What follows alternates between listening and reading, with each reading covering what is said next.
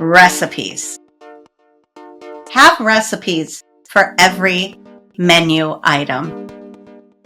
I know some chefs don't like to hear that, but you need them. And make sure that you include sauces and sub-recipes like fillings or house-made aioli, and store them in a central place that's accessible to all cooks. Without precise recipes, it's pretty challenging to make sure that you have consistent food quality every day. I suggest adding flavor descriptions and plating instructions on the recipe cards. That will help guide your staff in preparing the dishes as the chef intended. Providing clear guidance just helps the team recreate the dish accurately. I managed a quick service franchise, and they included on the recipe card, "Be sure to taste," throughout the cooking process. I really appreciated that. We want our crew to know what the dish should taste like. So if it doesn't taste that way while they're creating it, then they can fix it before they waste too much product.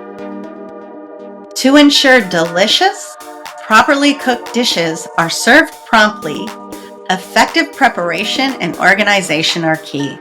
So here's where prep lists come in.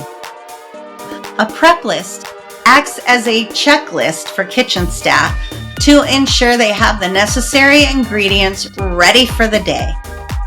By prepping ingredients and organizing their workstations before starting to cook, you save time and avoid doing things twice. Using a prep sheet helps ensure that your team has enough good quality ingredients to make dishes for customers. It also helps prevent running out of menu items or serving dishes with spoiled ingredients because you're not over prepping. What should be included on a prep list? The date and the day of the week, which is useful for keeping track of specials and forecasting anticipated business. The name of the person who's doing the work. The station, so grill, salad prep, fry station. Food items, so whatever it is that needs to be prepped at that station. On hand, which is the quantity of already prepped items. The par, which is the quantity needed for each item that day. Some restaurants have 2 pars listed, one for midweek and one for weekends, and that's up to you.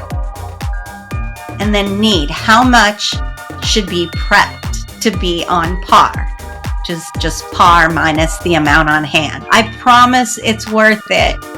You'll quickly see improved efficiency and ticket times and less wasted product.